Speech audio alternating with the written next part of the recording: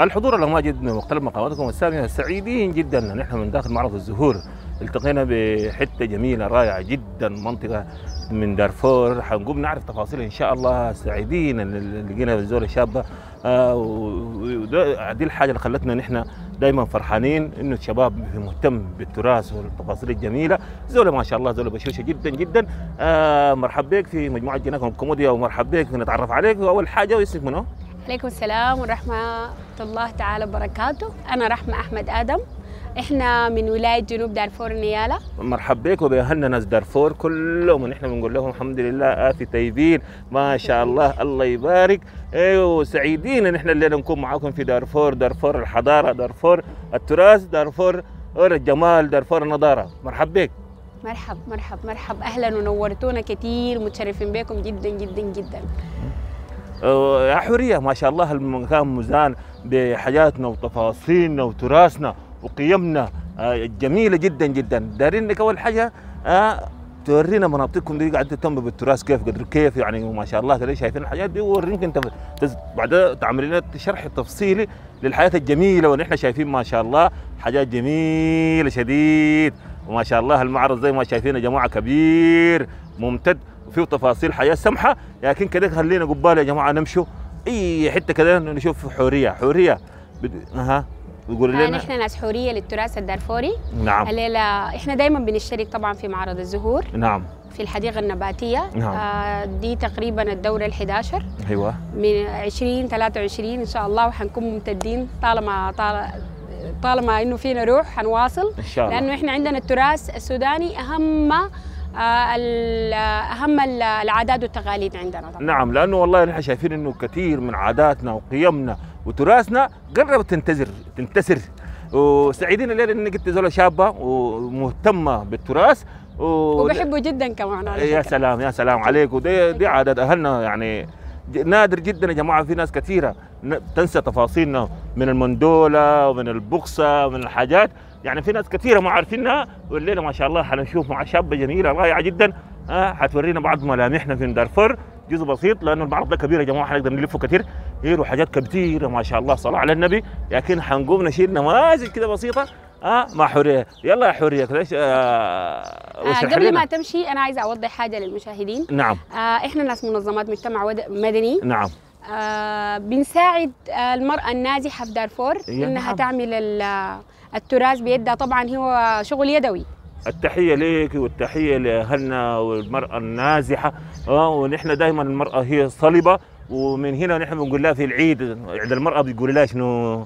قول للأمهات كلهم ولا المرأة كلها عموما؟ بقول لهم كونوا قويات. نعم. وخليكم راكزات. أيوة. وطالما إنه إحنا أمهات فحنتخطى كل المراحل الصعبة بإذن أكيد الله. هي الأم والأخت والحبيبة والزوجة كله إن شاء الله، والحبوبة كمان إن شاء الله. أكيد. وزي ما بقول ما عنده قديم ما عنده جديد. ما عنده جديد. يلا كده تدينا السيره التعريفيه من قبلك من هنا بس، وصف لنا. حنخش نحن حبه حبه نمسك واحد من الحاجات. نبدا بيدي الحاجه اللي انا بحبها جدا. دي شنو دي؟ دي محفظه. ما بتحب القروش انتوا؟ طبعا. انا سألون عموما يا جماعه بيحب القروش. هي بتاعت حبوباتنا لكن انا بحبها جدا. ايوه بحبها جدا. حاجه من الجلد الطبيعي اسمها محفظه. أيوة. باخذ فيها الموبايل وباخذ فيها قروشي وحاجات صغيره. لا الموبايل حديثا. ايوه. الموبايل حديثا. لكن يا جماعه دول كان امهاتنا وحبوباتنا يا جماعه بيهتموا بقروشنا وتفاصيلهم وحاجاتهم السمحه في المحفظه دي يا جماعه. ايوه. كويس. أيوة. يا سلام عليكم. وسهله على فكره وبتتشال في اي حته. بتلبسيها من جوا الجاكيت، من جوا التوب، من العبايه. ايوه. يعني ما في حرامي ما بيقدر يشيلها. لا نهائي. الزمن يا جماعه الزمان يعني ما شاء الله زمننا زمن جميل. كما في ناس كده ناس عاداتهم طيبه حاجاتهم سمحه، ما عندنا حراميه، ما عندنا حاجات. البيوت بتكون فاتحه زي ما بقول الوراي بيكون فاتح والباب فاتح وما في بيشيل حاجه، لكن هسه اعوذ بالله بيشيلوا لنا حاجه من جوا عينك. وجماعه كده يا هنا دي صعبه في التصنيع ولا ما تصنيع؟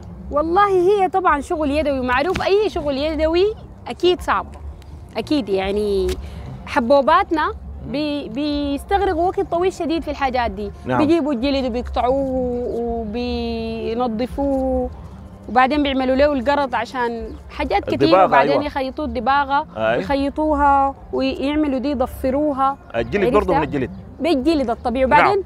الحاجه المميزه فيها ما في ريحه كعبه. ايوه حلوه شديد يعني. وبعدين بيشكلوها بدها اللون ده، حاجه ظريفه، بدوها لون والوان ظريف كده. حتى اذا في زول حابي انا بحبها بالشكل ده. لكن بتتعمل بالوان مختلفه، يعني اذا عايزين نغير مثلا البنات عايزين ستايل حلو، انا بوصيكم بحاجات حبوباتنا دي. ايوه حلوه وبتعكس تراثنا، في نفس الوقت بتحفظ لنا حاجاتنا. ايوه بصوره جميله وما بتنقطع ومتينه. ايوه اكيد. التحيه لك يا ويلا يلا يلا كده. انت هناك شايفين حاجات مدورات نبدا بيدي حاجه دي شنو يا ربي كده يا جماعه المشاهدين نشوف البخصه. تفاصيل البخصه والحياه الجميله. البخصه دي يعني احنا بنقول عليها بنعمل بها الروب. ايوه يا سلام. يعني بدل ما نعمل الزبادي البلدي حسها وما بعرف طعمه كيف عندنا الروب، وبيقعد فترات طويله سبحان الله ما زي الزبادي البلدي. بيخب فيها اللبن وبالروج تطلع لنا السمنه اللي هي الزبده ذاتها، وبتطلع لنا الروب الحامضه والبارد از يو لايك. ايوه يا جماعه. يلا يا جماعه بعد ده تقريبا بعد ما انه تطلع المرء عنده مرحله ثانيه بيقوم بيعملوا منه السمنه. ايوه لازم. يا سلام عليك يا عندنا هناك المندوله والقدح. المندوله والقدح دي يا جماعه هاي رحمه. المندوله والقدح دي يا جماعه بالمناسبه انا حتى في بيتي لما يجوني صحباتي وكده بعمل لهم عصيده ملح تقليه وملح روب، وبعمل لهم السمنه في الفنجان جوا العصيده. عرفتها؟ بياكلوها، يعني حاجه بلديه جميله جدا. القدح بتخد فيه العصيده والملاح، وإذا عجبتهم الحركة بيقوموا يحطوا لي هدية في المندولة، بيرفعوا القدح كده وبيقوموا يرموا لي. دي فكرة المندولة أصلا. يلا يا جماعة يا رحمة، نحن في عاداتنا وحاجاتنا خاصة في المندولة دي.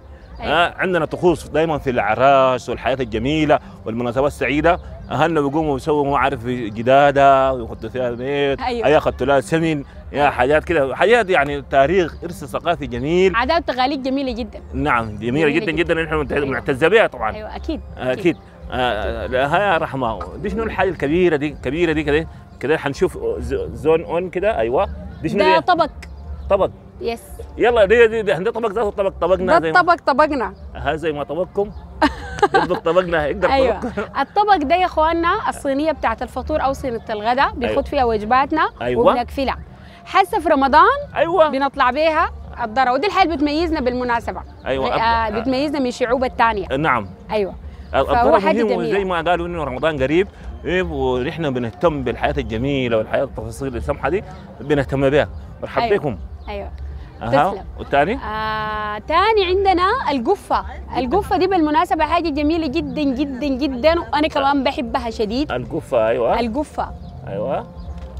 القفة دي بنجيب بيها الخضار. بنجيب بيها اللحمة، الحاجات دي بنمشي بيها السوق، يعني بدل الأكياس والكيس اتشرد والبصل اتدفقت والكلام الكثير ده بنجيب بيها الخضار. ونحن شايفين أكثر أمانا، يعني الأكياس والحياة دي هي بتسبب سرطانات وأمراض كثيرة جدا. والأمراض اللي نحن خاشين فيها في الأيام اللي فاتت دي سببها يمكن يكون واحد من الأكياس والحياة الكثيرة اللي قعدنا نستخدمها. ايوه. يا حبذا يعني نحن رساله للناس، يعني بتقول لهم شنو الله الناس تعيد بدل تستخدم اكياسنا وتستخدم الحياه الكثيره بتعمل لنا تلوث للبيئه وتلوث بتعمل لنا امراض دي. لو استخدموا ورجعنا لحاجاتنا القديمه مش افضل بيكون افضل. انا والله يا جماعه من هنا بوجه رساله. انا دائما بوري اولادي انه احنا عندنا عادات وتقاليد وتراث جميل جدا جدا جدا. ايوه تمام. بوصل رسالة لكل الشعب السوداني داخل وخارج البلاد. يا جماعة احنا عندنا تراث جميل جدا.